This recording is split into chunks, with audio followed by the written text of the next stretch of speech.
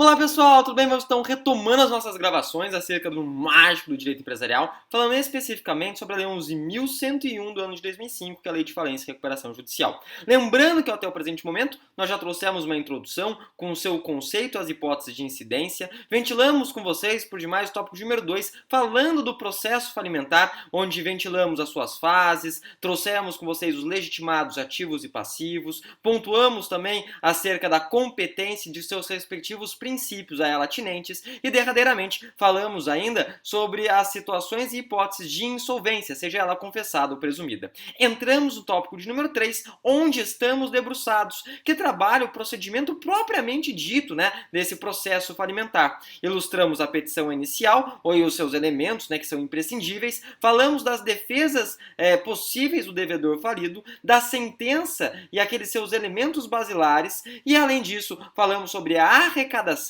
ineficácia de determinados atos e a verificação, obviamente, de créditos. Foi onde nós paramos, nessa verificação, lembrando que essa verificação ela se perfaz em duas etapas. Uma primeira etapa, que a gente fala da habilitação, e uma segunda etapa aí dirigida à impugnação. A partir de agora, eu quero falar do nosso tópico de 3.7. 3.7, prof? Exatamente. E qual que é a ideia desse 3.7? Dentro desse 3.7, eu quero falar com vocês acerca do quê? Acerca da avaliação e realização do ativo. A avaliação e realização do ativo?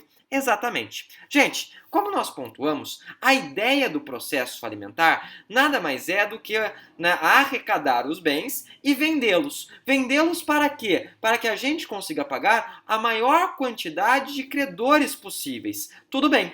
Então, dentro desse procedimento, pontuamos a etapa de arrecadação desses bens, mais do que so far, so good. Agora, uma vez arrecadados, precisamos falar justamente dessa avaliação e da realização de ativos. Realização de ativos, obviamente, a ideia do dinheiro entrando nessa massa falida. De qualquer maneira, o que é importante dizer? Gente, a avaliação e a arrecadação, ela se perfaz em paralelo, ela se perfaz de maneira conjunta com essa etapa de verificação, etapa que eu trouxe para vocês no 3.6. Essa é a primeira coisa importante de ser trazida.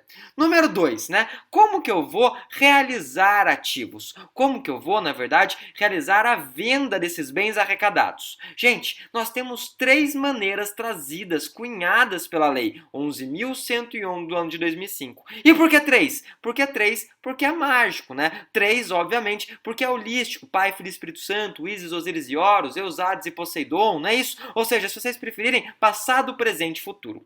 A primeira delas é uma versão César Minotti. Por quê? A primeira forma de realização dos ativos é através do eu vou fazer um leilão, Leilão, gente, leilão, tudo tranquilo. Leilão que serve para bem móvel e bem imóvel. Leilão que se perfaz de maneira oral, Oral. Tudo bem, tudo tranquilo. Além do leilão, nós temos as chamadas propostas fechadas, E por fim, nós temos o pregão. Gente, o pregão nada mais é do que um mix entre o leilão e também a proposta fechada. De qualquer maneira, apesar do código ele trazer essas três formas, de realização do ativo, o nosso próprio ordenamento diz que nós não devemos ficar adstritos a essas três formas. Em outras palavras, é possível trazer outras maneiras, É possível, então, trazer outras formas de realização de ativo. Aquelas aí que o juiz, julgar, reputar necessárias, Ou seja, mais adequadas, inclusive. Isso se encontra no artigo 144 da Lei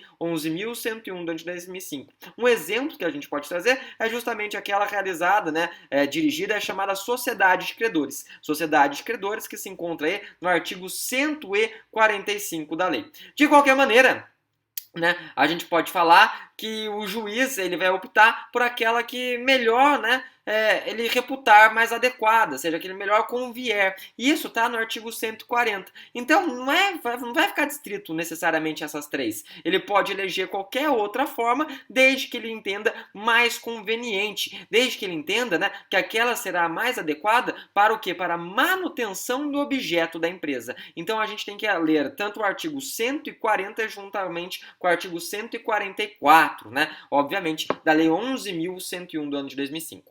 De qualquer maneira, é importante dizer que a venda, né, sempre vai ser realizada por aquela venda de maior valor. E não importa se essa venda de maior valor ela estiver aquém da avaliação, né? Ou seja, a avaliação que a gente fala, a avaliação realizada, materializada, né, obviamente, pelo administrador judicial. Então, em outras palavras, ofertou, aquele que ofertou o maior valor, ele vai realizar, no caso, né, a compra daquele bem ofertado, a compra, né, daquele bem que está sendo, então, na verdade, vendido. Isso é realização dos ativos. Tudo tranquilo, tudo de boa, né? Tudo leve, leve. De qualquer maneira, temos ainda 3 observações. Por que 3? Por que 3? Porque 3 é mágico, né? Como a gente falou, é o Jim Todd Friga. Como nós falamos com vocês, o átomo é composto por elétrons, prótons e nêutrons. Então, para ficar mágico, é Harry, Rony e Hermione. Então, temos, além dessas 3 formas de realização de ativo, lembrando, pregão, proposta fechada e derradeiramente a ideia do leilão, nós temos 3 observações aqui a serem trazidas, 3 observações a serem pontuadas. A primeira delas, o MP. O que significa MP? Mero palpitador, brincadeira, né? Significa aquele muito participativo, brincadeira também. É o Ministério Público. Gente, o Ministério Público aqui, em qualquer modalidade de venda, ele tem que ser intimado pessoalmente, né? Pessoalmente, sob pena de nulidade, ou seja, ele tem que se manifestar. Isso está no artigo 142, parágrafo 7º. Então, 142, parágrafo 7º, ele traz a necessidade de intimação do Ministério Público para que ele participe desse processo de realização de ativos. Tudo tranquilo, tudo sossegado. Segunda observação, como que eu faço um fomento? Como que eu faço, na verdade, um incentivo para eventuais compradores? Gente, para fomentar a compra, né, para fomentar a alienação desses bens de propriedade, obviamente, né, do falido, nós temos uma ideia. Qual que é a ideia? Que esse objeto alienado, ele vai vir, na verdade, livre de obrigações. Ele vem livre de obrigações, tanto de natureza trabalhistas quanto de natureza tributárias. Até então, como forma de incentivo. A gente vai incentivar os compradores. A gente vai incentivar a venda, né? Então, a gente traz todos os bens vendidos livre de obrigações trabalhistas e livre também de obrigações de natureza tributária. Isso está no artigo 141, inciso 3. Só que temos um adendo aqui. Qual adendo? É sempre livre, né? Sempre livre, né? Lembrei da marca, mas não tem nada a ver. De qualquer maneira, é importante dizer o seguinte, né? Não vem sempre livre. Algumas obrigações, a gente chama de obrigações propter rem.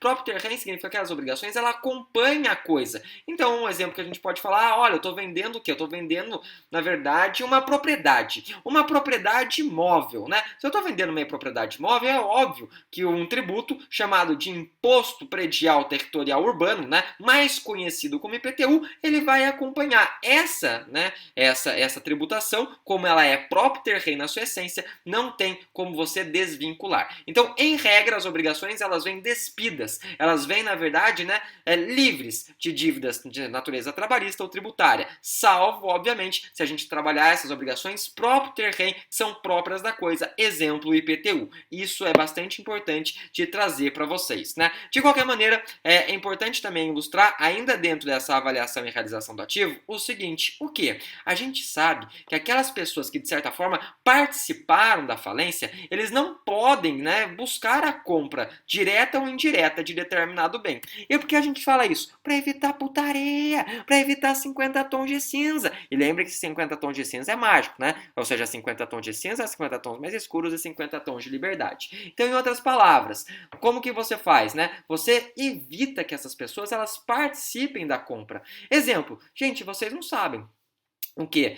Eu tenho um sócio, né? Nossa empresa está quebrando, nossa empresa está falindo. E daí? E daí que o meu sócio, ele vira e fala assim, olha, eu vou fazer uma coisa, eu vou comprar esse bem, né? Que eu sei que o valor dele é extremamente alto, por um valor muito aquém do de mercado, porque como a empresa está quebrando, né? A avaliação já colocou um valor não tão alto, então eu vou fazer uma oferta abaixo da avaliação e vou comprar esse bem, ou seja, um bem teoricamente novo, vou sair aí, né, na verdade, me aproveitando dessa situação. Daí você coloca assim, mas as pessoas que estão diretamente envolvidas na falência não podem comprar. Daí ele vira e fala assim, então eu não vou comprar, eu vou falar para minha mulher comprar. Putaria, né? Então, em outros dizeres, as pessoas que participam do processo de falência, elas não podem comprar. Não somente elas, então não são aqueles que têm vínculo direto, mas também aqueles que possuem um vínculo indireto, justamente para evitar eventuais fraudes. Dito isso, então, terminamos com vocês o nosso tópico de 3.7, que é um tópico, então, dirigido, destinado justamente à discussão da avaliação e realização do ativo, né?